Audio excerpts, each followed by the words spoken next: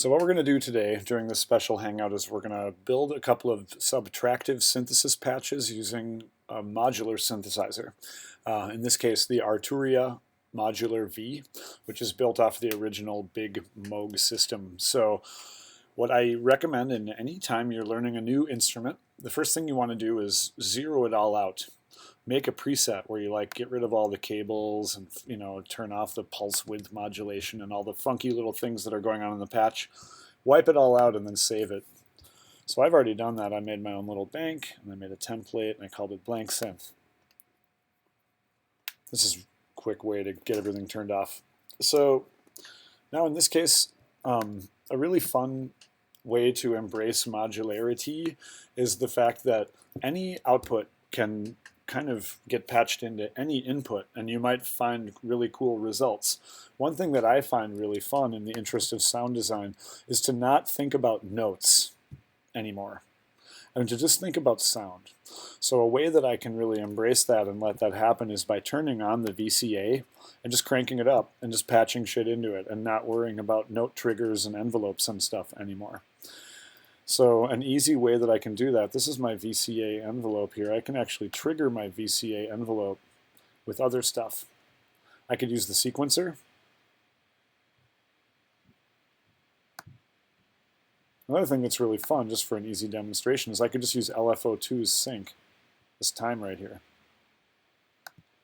So once I do that, I've got a little red light here showing me when my pulses are. I could even see that now they're on eighth notes. That's that tempo over 2. And now I could just patch anything on into it and hear it. Pitch this up a little bit. Oops. Grab a sine wave from one of my 9 oscillators.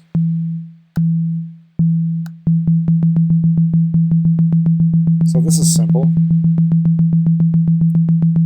We could even now take this randomness and patch it into our pitch.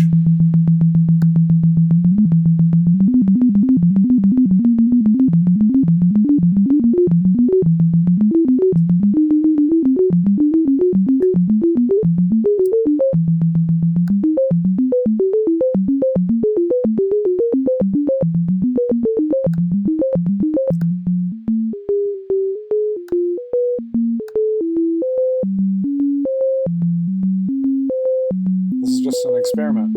I've never really thought of doing this before. Pretty cool though.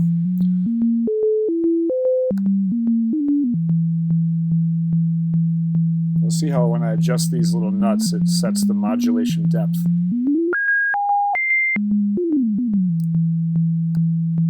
Of course, that's not very musical.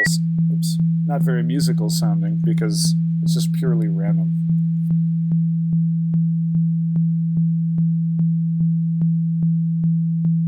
I got other options here. Instead of a sine wave straight out, let's run the sine wave into a mixer so then we can add other waveforms to it. I'm going to grab a square wave and a saw wave. These little red buttons are lit up because these amps are not linked, but I can link them by turning them off. That's like a red stop sign. So when you turn the stop sign off, the signal can flow to the left. And now I still have these volume controls, but then all the signals come out here. So as you can imagine, this is going to be really buzzy. So I'm going to put it through a low-pass filter. It's almost the same sound we had before, but now I have something under the filter to play with. I can tune these oscillators. How about that? Now, I could take this envelope, I could trigger it from LFO2 sync. And now I have just another clocking envelope. I can send this in my cutoff. Watch out for that hotness. This is loud. Very.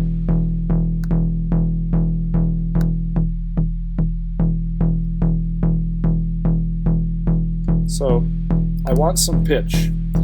I could use that random LFO. I could also randomize with the sample and hold circuit. Sample and hold circuit provides a really cool way to generate randomness or just to turn AC audio into DC, like control messages. White noise is random audio, so I'm going to put it into this, and now I'm going to come out of here, and now I'll have randomness, but at a step. That's why it's called sample and hold. It's sampling the white noise and holding it. I'm going to put this into my filter cutoff too. Then I'm going to clock this from LFO2. So every time LFO2 lights up, it's going to grab a random frequency from the white noise and then send it out to my filter cutoff. I'm going to kick this over now. Now I have a little randomness to my filter cutoff. I can glide that too, a little portamento. Speed this up a little.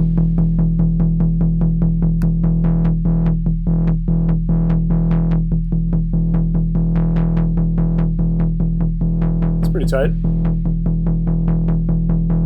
Let's try slowing this down for fun. Let's go down to a bar, or quarter note. Oh, it's a bar, right? Let's turn up our release time. Bring up our cutoff. Add an LFO to this cutoff too.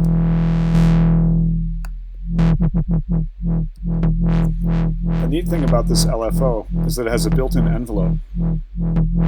So this thing's getting triggered. But check it out.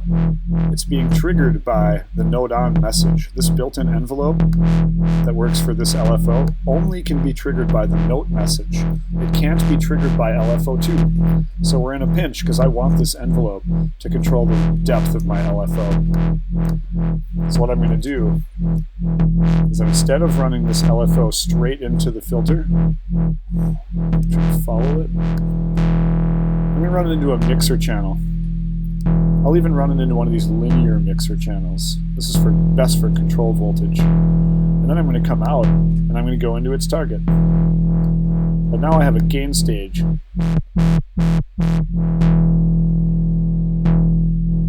For the modulation, which then I will envelope control with an envelope that's triggered by LFO2. Set the depth here. First I'll turn this down for no LFO modulation. Now I'll turn this up and set my sustain, my attack.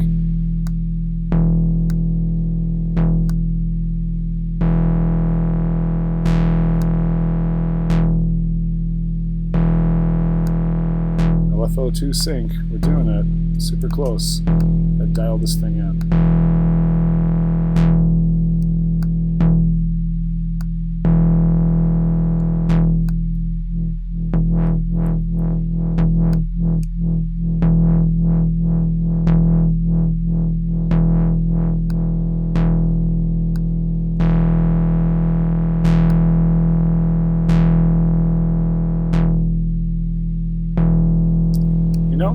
I'm not getting the right results out of the linear amp. So I'm just going to go ahead and move this on over.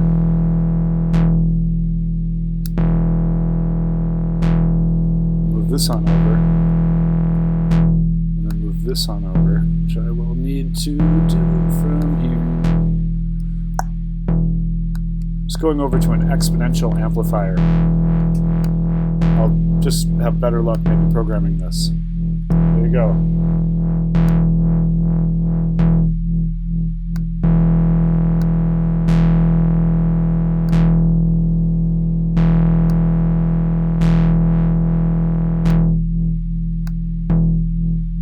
So now we have complex LFO motion.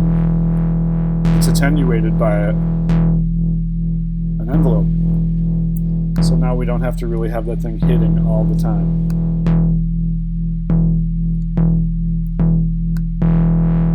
One thing I like to do is maybe get a little kick drum going out of the deal too. The trick is that you can't really clock restart this. So you're going to have to kind of resample this function.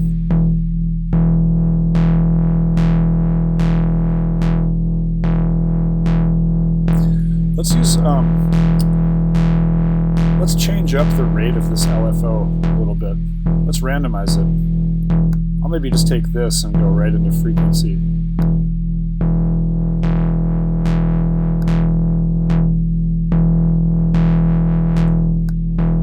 That's nice.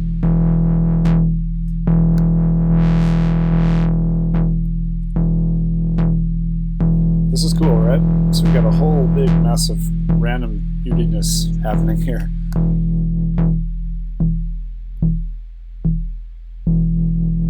One thing that's cool we can try is we could try another filter. Let's put this one here into high pass mode. This is going to be gnarly. What I'm going to do is I'm going to mix. I want to take this output and also go into a high pass filter. So we'll have a high pass and a low pass filter in parallel. Oops, wrong one. That was like, what happened to my patch? Okay, right here. My high pass filter. So now what I'm going to do is I'm going to run this into a mixer input and then this into a mixer input. I can link them. Now I'm mixing high pass and low pass. I'm just going to replace this output. Check it out. Here's my high pass filter. Here's my low pass filter. Right? It's awesome. Watch out, this just keeps getting louder and louder. It's quite loud. Okay, so this is pretty cool. Let's add a little audio rate modulation to this high pass filter. I'm gonna try this. Oh, wrong one again, Jesus.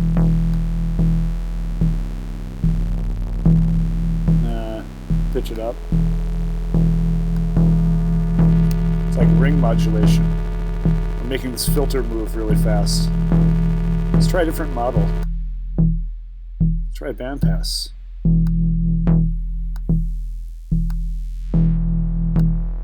Oh yeah. We're going to key track it. Oh, which doesn't matter because we're not receiving notes. And then we're going to get in there with that audio again. Oh, sick.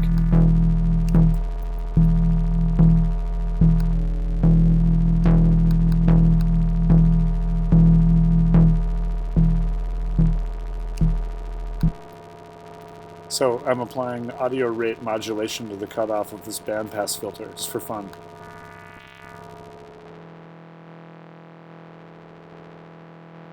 Try slowing it down. Ooh.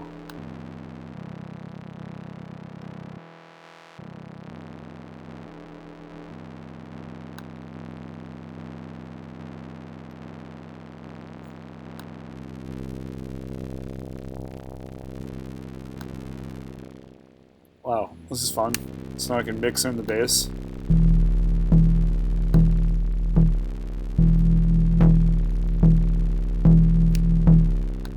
I was thinking like some slow motion to this would be cool too, to this guy. Let's kick this in this low speed and just use it as an LFO right into this.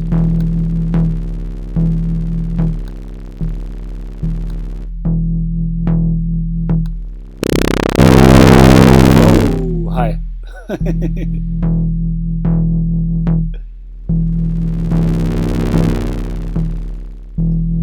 Oh, yeah, check that out.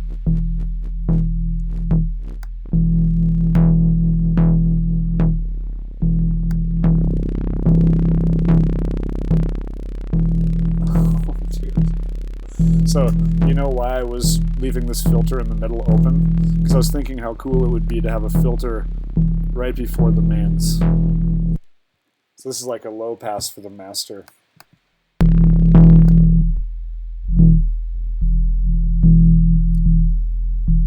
Like, oh my god, what? Look at this thing. So now let's envelope that. This is just, this never ends, so we'll trigger this from LFO to sync. Give it some pluck.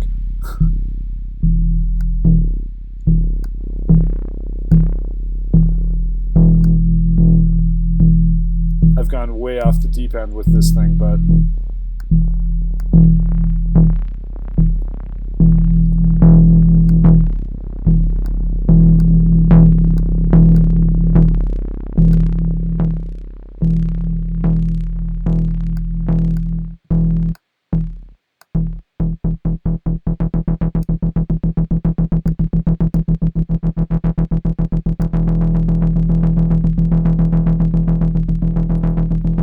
make sure she's in monophonic mode before you do much of this.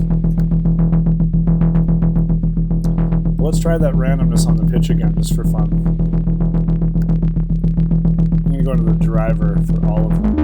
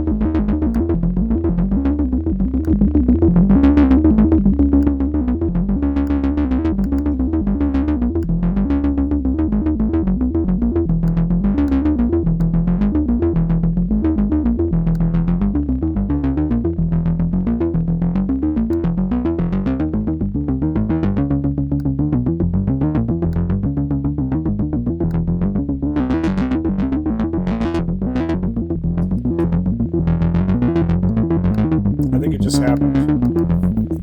I heard it. I think I heard it. Did you hear that in there? This one? No, it's somewhere in here. It's a little out of sync though. So see how I warned you that LFO can't be clocked to the master clock, so we'd have to reset the 1 to make this really work with our drum machine, which is kind of the goal.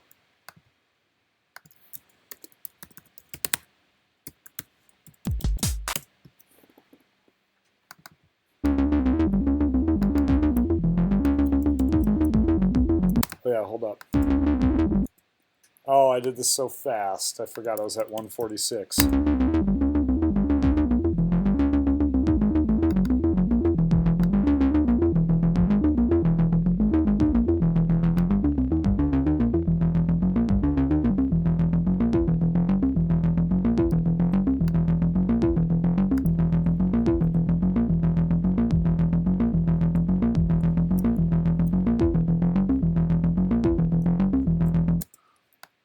Some awesome timing. It's got it's like triplets or something.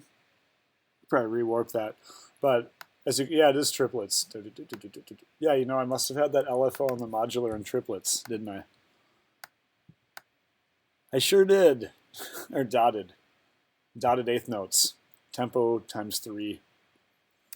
Well, that's why we ended up with that funky pattern. But you know what? That might be advantageous because I was actually hoping to work more at like 120 because I'm just kind of feeling like techno right now.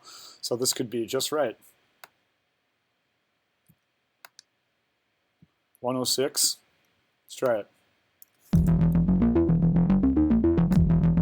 Yep. Yeah, see, now we're on 4/4. Winning. Let's see.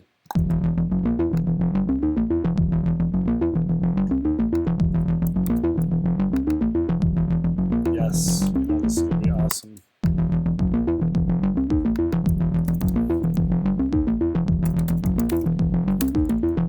You're like, finally. Oh, wait, what am I doing? No, I hate those things.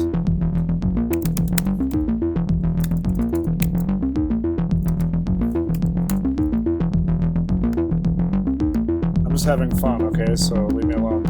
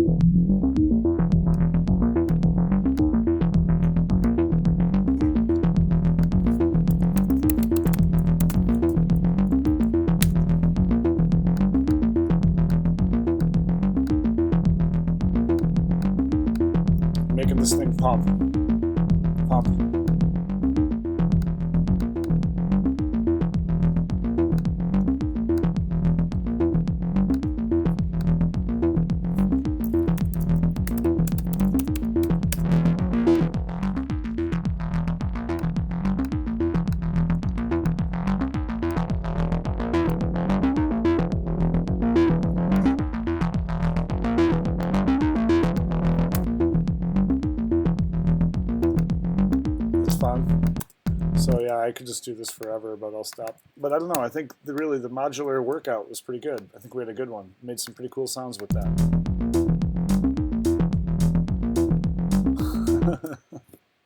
And you know, we can just keep farming out loops out of this all day. Like that was one cool one. How about, this is the one I went for earlier. Oh, it's a little warped up. But see that? Just set the one.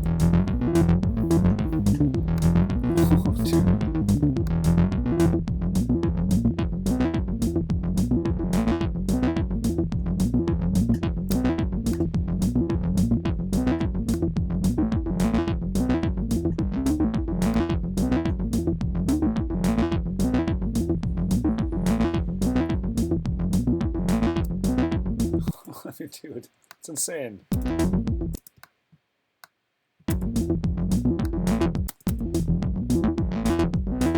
Oh, I like that. Let's reverse it. Should we? Yes. Make a new one. Just going to quick crop this and reverse it.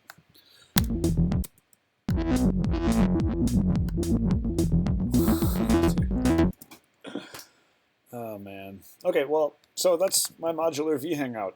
It got a little crazy in the end, but really I think it's kind of silly to just make little bleeps without really seeing it come together in the end to actually be music. Start here and have fun and connect those neural pathways until your brain feels totally fulfilled and the sounds you're hearing are like maybe what you were imagining or maybe like nothing you've ever imagined. And once it's really awesome, record it. Then start making music. Don't keep it in the synth forever. I think that's where sometimes a lot of electronic music and sound design curriculums fall short, is they teach you how to use an instrument, but they don't really teach you how to insert that puzzle piece into the bigger, greater equation, which is art. You know, so that's where I think I really try to tie it together with those final resampling and warping steps. Because if you don't get that part right, it's like only having half of the puzzle pieces. So I want to take a moment just to break down all the main core components of the Moog modular, because the hangout today is heavy in the modular zone. So I want to make sure we understand all of the core concepts. All of the main elements of the subtractive synthesizer are very simple. They each do one thing primarily. They're all visible right here in this little diagram, where the oscillator creates the tone and the pitch. You can set its waveform, its pitch, and you can tune it. You can sync it to other oscillators. The filter attenuates that tone, and then the amplifier turns it up. In the end, then you can add motion and change over time with LFOs and envelopes. So that's a total of 1, 2, 3, 4, 5 elements. The oscillators are all right here. So they generate the signal. As you can see, 3 oscillators here are making sound. I have another 3 right here and another 3 here. So this bank here is a total of 9 oscillators. They're grouped into 3 because they have a driver to control their pitches and pulse widths all together. So I can kind of keep them in clumps and send control messages into the driver, and it will affect all of these oscillators in that group. But that's the oscillator. Each oscillator has a couple different waveforms. They all generate different amounts of harmonic content, the sine wave being the most pure and the saw wave being the most rich. The audio then goes from the oscillator to the filter. You can follow your patch cables here, and this is part of the reason why I really like this instrument and modular synthesis in general as a teaching tool. You can follow the signal with your eyes and you can see how they're getting passed down into this mixer. This is a 16-channel or 12-channel mixer, pardon me, and it allows for parallel mixing of anything that goes in. Right now I have all 3 patched in and only 1 output because the red light here is turned off. By turning that off, it's like turning off the stop sign, and it allows the signals to flow together all into one. These volume controls are still alive though, so I can still blend the gain of my 2, 3 saw waves, whatever. And this is the output just for this, but then they're all summed to come here and then we get passed through the filter. Without the mixer, we would need a specific filter for every individual oscillator, which we would run out of very quickly. And the filter is really the most expressive and gesturally sensitive component to the instrument. You're not in here usually performing on the detunings and pulse width. You're performing with the low-pass filter and the modulation depths that are going into that filter. As you can see in this case, my filter is being attenuated by an envelope. I could patch LFOs and other things into these other inputs, and then I could set the depth of their modulation by just twisting that little nut. So the filter in this case is a low-pass filter, but I could change the mode here to high-pass or coupler or multi-mode. I even could change this from a filter to a frequency shifter or a resonator. It's kind of cool too. But in this case, we're just going to stick with the classic subtractive patch and rock the low-pass filter with basically no resonance, tiny bit of modulation from an envelope, and then the signal's going to come on out and go on down into the final stage of our audio signal path, which is the amplifier. That amplifier you can turn up, and you can send modulation into, maybe from an LFO for tremolo, or from an envelope, but luckily that has a built-in envelope because Bob Moog assumed you probably wanted some amplitude dynamics, so he gave you the ADRS envelope. You'll notice that sustain is kind of out of order there, and it's because sustain is a level. So with sustain, you're attenuating this volume. These two go together. A, D, and R are timed to get up and back down, so it almost makes more sense in a certain way looking at it that way. So that's the overview of the audio signal path. Then you get into the envelope section here. All these envelopes get triggered. As we did in our Hangout today, we re-triggered our envelopes instead of from the keyboard, which is the default connection, but from our LFO, or maybe for our next Hangout we'll use the sequencer. The LFOs generate waves just like the audio oscillators do, but these run really slow, or a little faster, or clock synced.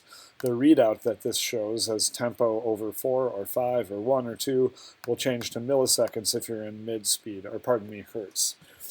So that's how many cycles per second. You can modulate the frequency of the LFO, but not the amplitude. In that case, you'd want to use the mixer, and you'd attenuate the depth of that modulation with a modulator. That would be called second-order modulation.